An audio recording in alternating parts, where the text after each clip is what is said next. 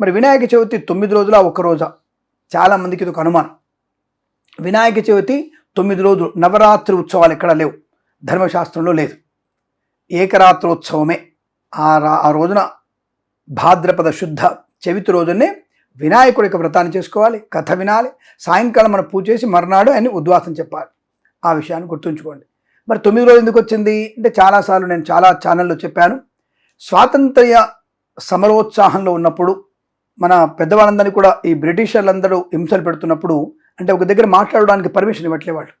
అలాంటి సందర్భంలో మహారాష్ట్రలో ముంబైలో బాలగంగాధర్ తిలక్ నుంచి వారి నుంచి ఈ యొక్క నవరాత్రోత్సవాలు అనే ఒక విషయం బయటకు వచ్చి, ఎందుకు ఈ 9 రోజులు మన రహస్య సమావేశాలు ఏర్పాటు చేసుకొని స్వాతంత్ర్య ఉద్యమంలో ఎటువంటి మనం పద్ధతులు పాటించాలని తెలుసుకోవడం కొరకు మాకు నవరాత్రోత్సవాలని 9 రోజులు మేము పండుగ చేసుకోవాలి కాబట్టి మాకు పర్మిషన్ ఇవ్వమని చెప్పేసి వాళ్ళ దగ్గర తీసుకొని ఆ 9 రోజుల్లో స్వాతంత్ర ఉద్యమం గురించినటువంటి విధి విధానాలన్నీ కూడా తెలుసుకునేవాళ్ళు.